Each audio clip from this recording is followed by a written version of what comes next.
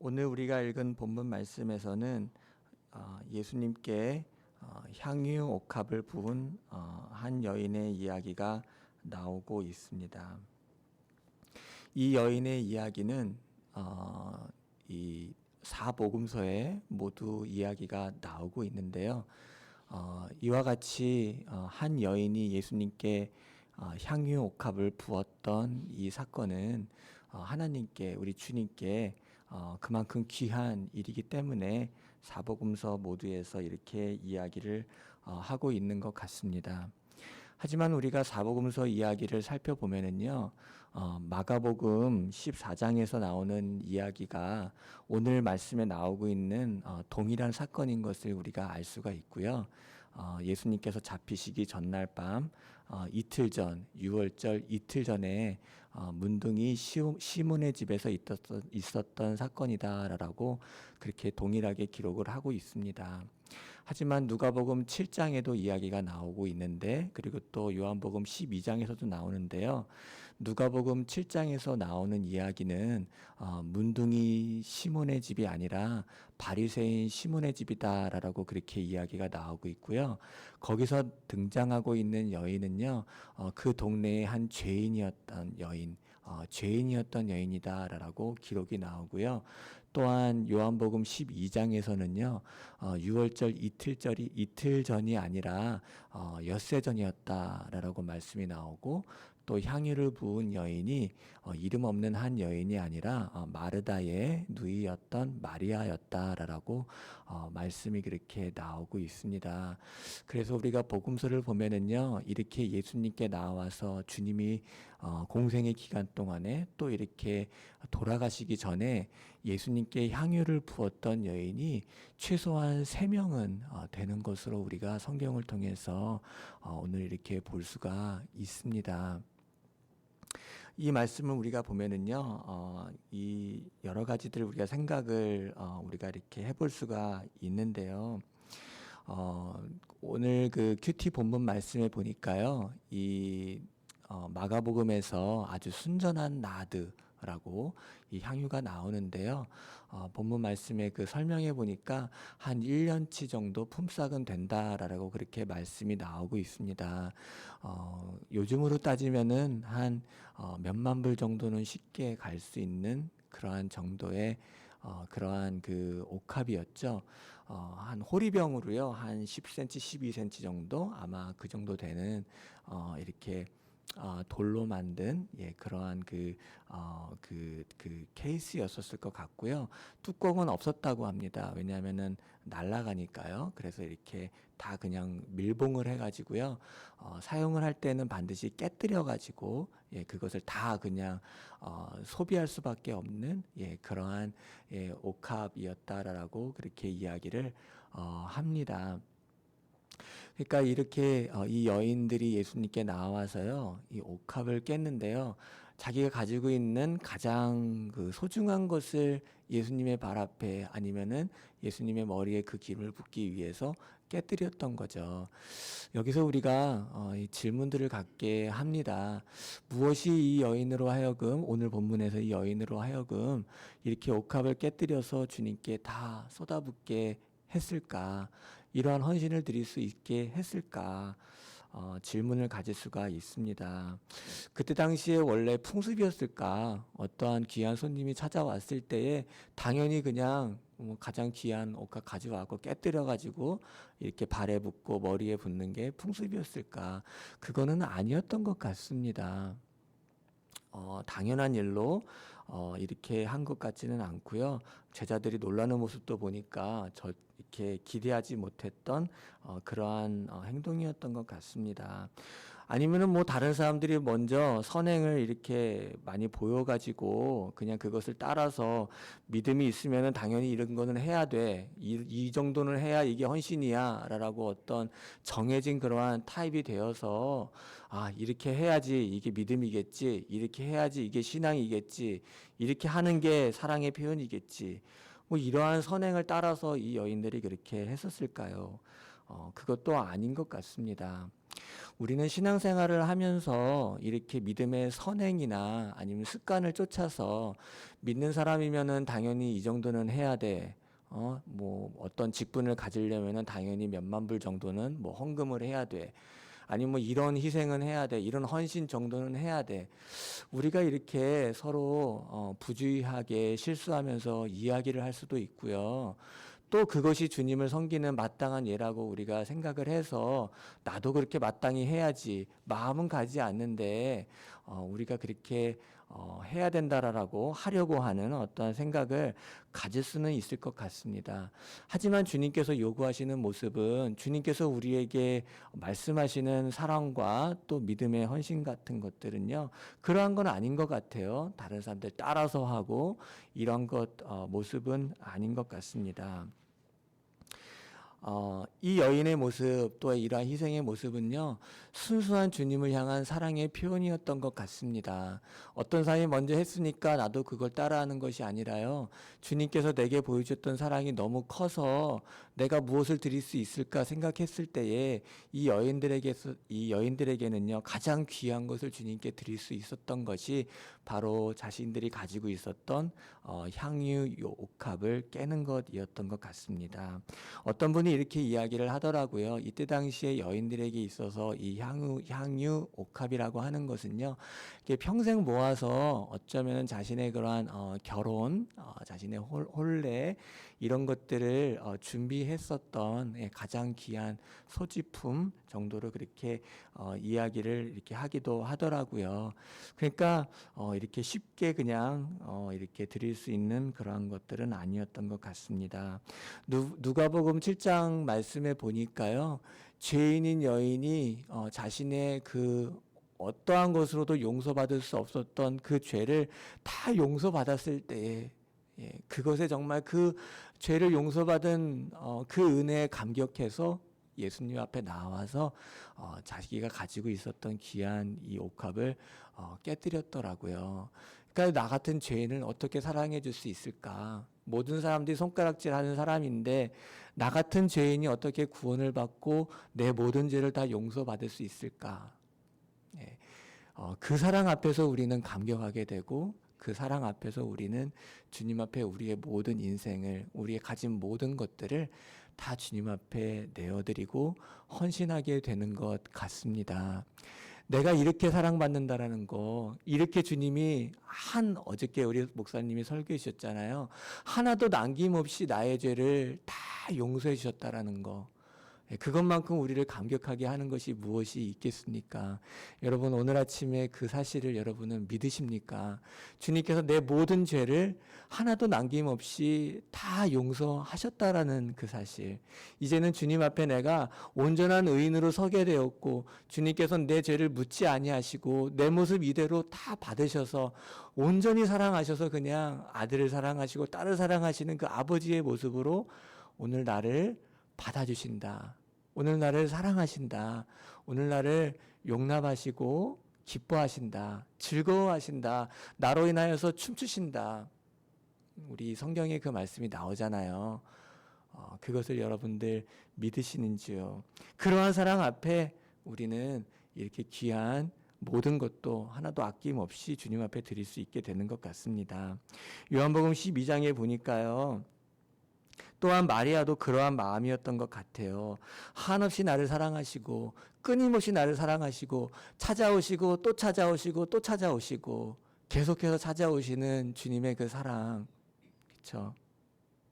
그리고 나의 기도를 들어주시는 그 주님, 내가 정말 고통 가운데 주님 앞에 기도했을 때에 나의 신음소리도 다 들으시고 내가 구한 모든 것, 그것에 이상으로 넘치도록 응답하신 주님의 그 사랑을 경험했을 때에 11장에서 오라비 나사로를 살려주신 그 모습을 마리아는 경험했죠.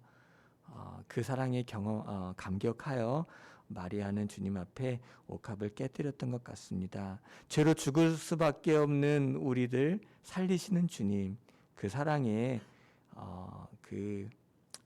감격한 모습이었던 것 같습니다.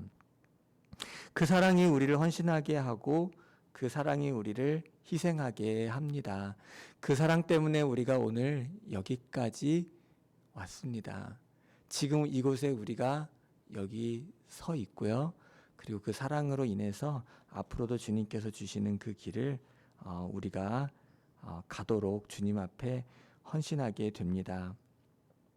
오늘 우리가 주님 앞에 나아갈 때에, 또 우리가 이 시간 주님 앞에 기도할 때에 그 사랑을 우리가 다시 한번 기억하고 끝날 때까지, 이 세상 끝까지 나를 버리지 않겠다라고 약속하신 주님의 그 약속을 믿으며 지금도 우리의 삶 가운데 역사하시고 나를 붙들고 계시고 여전히 함께 가고 계시는 그 주님의 사랑 앞에 다시 한번 우리가 그 사랑을 깨닫고 또 감격할 수 있는 그러한 시간이 됐으면 좋겠습니다. 근데 오늘 이 말씀에서요, 이 향유 옥합을 깨뜨리는 사람은 이 여인 한 명이, 이 한 사람이 아닌 것 같습니다. 이 여인이 이 향유 옥합을 깨뜨리기 전에 그 옥합을 깨뜨린 분이 있었는데 그분이 바로 우리 주님이신 것 같습니다. 다시는 돌이킬 수 없는 그 옥합을 깨뜨린 분, 다시는 돌이킬 수 없는 그 일을 하신 분이 바로 우리 예수님이십니다. 천지 만물을 창조하신 하나님이신데요. 그분께서 사람의 몸을 입으시고 이 땅에 나를 위해서, 우리를 위해서 찾아오신 것이 오늘 우리가 본문에서 읽고 있는 우리 예수님의 사건이고 예수님의 이야기입니다. 이번 주에 학교 때문에 아리조나주를 갔다 오게 됐는데요. 가다 보니까요, 그 길에서 이렇게 아주 벌판이더라고요. 뭐 별로 없어요. 나무도 별로 없고 건물도 별로 없는데요. 비가 이제 듬성듬성 오다 보니까 하늘에는 구름이 너무 많이 꼈더라고요. 근데 아무것도 없는 그 벌판을 운전을 해서 가는데요. 너무너무 제 마음에 감격스러웠던 것은요. 하늘하고 땅밖에 없더라고요. 그냥 하늘이 다고요. 그리고 밑에는 그냥 땅이 그냥 끝도 없이 펼쳐져 있는데 사방 어디를 봐도 하늘하고 땅밖에는 없더라고요. 마치 하늘이 그냥 이렇게 땅을 딱 만나 있는 그런 모습 같고요.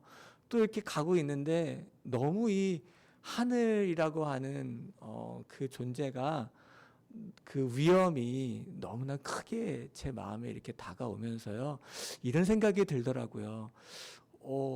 하나님은 이 세상을 이렇게 놀랍게 창조를 하셨구나. 그 거대함이라고 말을 해야 될까요? 그 위험이 너무나 무겁게 크게 제 마음에 이렇게 찾아왔어요. 어떻게 하나님께서 이 그 우주 만물을 이렇게 놀랍게 지으실 수 있을까? 근데 이렇게 크신 하나님이, 이렇게 능력이 많으신 하나님이 사람이 되셔서 이 땅에 찾아오신 게 사실일까? 이런 질문이 들더라고요. 이렇게 위대하신 하나님이 나에게 말씀하시는 그 하나님이 맞나? 그런 질문도 이렇게 좀 바보스러운 질문이죠. 이렇게 조금 들었습니다. 하나님께서 왜 사람이 되셨을까? 하나님이 사람이 되셨다라고 하는 게 무슨 뜻일까? 기독교가 시작되면서 많은 사람들이 질문을 하게 되고 고민을 하게 되었던 것 같습니다. 그 아리아누스라고 하는 사람은 이야기하기를, 예수님이 사람이 되셨는데 예수님은 그냥 다른 피조물처럼 창조된 그러한 분이었다라고 그렇게 이야기를 하고요. 그래서 예수님이 영원 전부터 아버지와 함께 계셨던 분이 아니라 그가 그냥 어떠한 시공간 속에서 시작된 어떠한 시간이 있었다라고 그렇게 이야기를 했지만, 교회 역사에서 이단으로 이렇게 디파인이 되고요. 아니다. 우리 예수님은 영원 전부터 하나님과 아버지와 함께 계셨고 아버지와 동일하신 분이시다. 그렇게 이야기를 했습니다. 또 어떤 사람은 이야기하기를, 우리가 모더리즘이라고 얘기를 하죠. 아버지가 계셨는데 그분이 예수님으로 변했다가 나중에는 성령님으로 변해서 우리에게 찾아오시고 지금은 다시 하늘에 계시다 라고 그렇게 이야기했는데 그것 또한 교회 역사에서 그것은 아니다. 아버지께서 아들을 내어주신 사건이다 라고 그렇게 정의를 하였습니다. 또 아폴리나리우스라고 하는 사람은 이야기하기를요, 하나님의 아들 예수님께서 이 땅에 오신 것은 사실인데 육신은 사람의 육신을 입었지만은 그의 영혼은 사람의 영혼이 아니라 그 하나님의 말씀 로고스, 그것이 그 사람의 영이었다. 사람의 영을 대신했다. 그래서 안에는 하나님이었지만은 밖에만 사람의 육신이었다. 또 이렇게 이야기를 한 사람도 있었고, 아니다. 예수님은 사람이었는데 성령께서 찾아오셔서 하나님의 아들로 만들어 주셔서 이러한 희생을 치르게 했다. 뭐 이러한 주장을 한 사람도 있었었고요. 또 하나님이기도 하고 예수님이기도 하지만은 그 안에서는 하나님이 있었고 또 예수님이 있어서 이 두 존재가 절대로 하나 되지 않았었고 따로따로 이렇게 행동하고 또 움직였다라고 그렇게 말을 했던 그런 사람들도 있습니다. 하지만 교회는 이야기하기를 아닙니다. 완벽하신 하나님께서 완벽한 사람이 되어서 완벽한 사람의 의지와 지성과 감정을 가지시고 사람의 영을 그대로 가지시지만은 하나님과 연합되어서 완전한 한 인격체로 그렇게 사시고 또 섬기시고 또 십자가에서 돌아가셨다라고 그렇게 교회는 정의를 하였습니다. 왜 하나님께서 이와 같이 사람이 되셨을까요? 옥합을 깨뜨린 이 사건은 모든 것을 희생한 그러한 우리 하나님 아버지의 사랑이다 그렇게 이야기를 했는데요.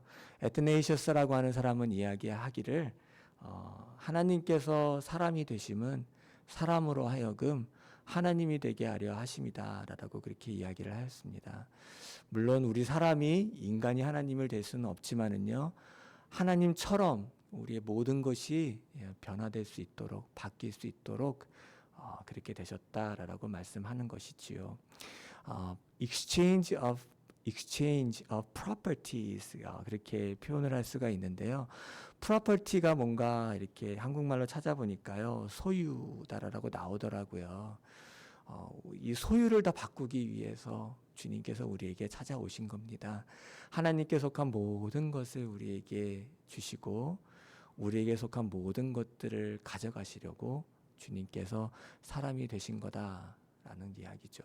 우리의 부끄러움을 가져가시고 자신의 영광을 우리에게 나눠주시고 우리의 수치를 가져가시고 자신의 존귀함을 우리에게 덧입혀 주시고 우리의 가난함을 가져가시고 그리고 우리가 주님을 만날 때마다 자신에게 가지고 계시는 자신의 것인 부유함을 우리에게 나눠주시고 우리의 허물을 가져가시고 우리의 죄악을 가져가시고 완벽한 의로서 우리에게 나눠주시고 옷 입혀주시려고 주님께서는 사람이 되신 것을 오늘 아침에 우리가 기억해 볼 수가 있습니다. 어떤 교부는 그래서 이렇게 이야기를 하였습니다. 주님께서 하나님께서 사람이 되신 사건은요, 표현하기를 remaining what he is, he began to be what he is not. 자신 모습 그대로 남아 계시면서 자신이 아닌 모습으로 되시기 시작하셨다. 전능하신 하나님이신데 이제 사람의 몸을 입으시고 이 땅에 오셔서 십자가에 죽으시고 그리고 3일 만에 부활하심으로 말미암아서 전능하신 하나님, 천지를 만드신 하나님께서는요, 이제 영원 이후로 사람의 몸을 입으시고 그 모습 그대로 존재하시기를 선택하신 사건입니다. 그렇죠? 전능하신 하나님이 우리의 몸을 입으시고 이제는 그 보좌에 앉으신 그분께서 아들 예수님이시죠. 그 아들 예수님께서 이제는 사람의 육신의 몸을 입으신 그 모습 그대로 사람 50% 하나님 50%가 아니고요. 완전하시고 완벽하시고 하나님과 조금도 차이가 없으신 그 하나님이신 아들 예수님께서 영원토록 사람의 모습으로 이제는 하나님이신데 그 모습으로 영원히 존재하시기를 선택하신 게 오늘 예수님께서 자신의 모든 것을 이제는 깨뜨리신 돌이킬 수 없는 그 모습으로 사람의 몸을 입으신 그 사건인 것을 오늘 우리가 기억할 수가 있습니다. 어떻게 그럴 수가 있을까요? 말씀을 마치기를 원합니다. 하나님이 나 같은 사람 구하시려고 왜 나를 창조하셨을까? 영원하셨는데 창조 이 세상 안 만들어도 완전히 만족하신 그 삼위일체 하나님이신데 뭐 필요가 있으셔서 이 땅을 지은 것도 아닌데 시공간 속에서 왜 영원하신 그분께서 이제 이 시점에서 이 세상을 다 만드셔서 정말 죄라고는 이 죄의 존재는 알 수도 없는, 물론 하나님은 전지하시니까 모든 것을 알고 계시지만 죄라는 것은 없으셨던 분이 이 정말 혼잡한 이 죄로 말미암아 야기된 이 세상을 바라보시면서도 이것을 지으시고 우리를 이렇게 만드셨을까? 오늘 우리가 주님 앞에 나아갈 때 그 놀라운 그 사랑 우리가 다시 한번 기억하며 감격할 수 있는 그런 오늘 이 귀한 한 시간 됐으면 좋겠습니다. 기도하고 마치겠습니다.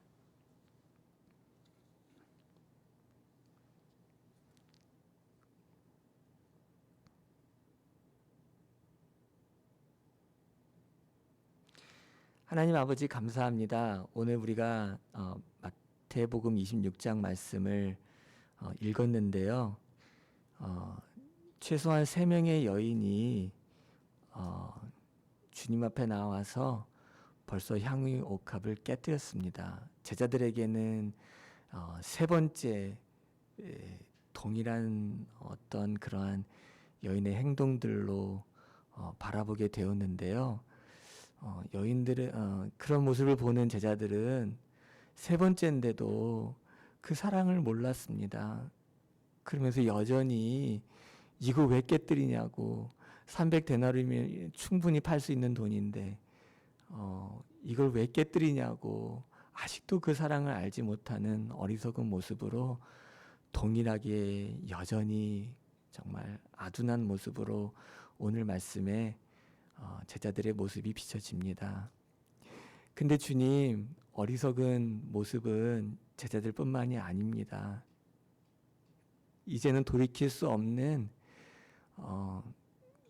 그 헌신의 모습으로, 그 사랑의 모습으로, 어쩌면은 향유 옥합 하나 깨뜨린 것 정말 비교할 수 없는 모습으로, 그 사랑으로 사람이 되셔서 이 땅에 오셔서 육신을 입으시고 우리를 위해 자신의 모든 것을 내어주신 그 하나님의 사랑은, 우리가 수없이 그 이야기를 듣지만 아직도 우리는 그 사랑을 알지 못하고 아직도 우리의 가슴은 정말 냉랭하고 차갑기 그지없고, 주님, 우리는 그 사랑을 정말 모릅니다.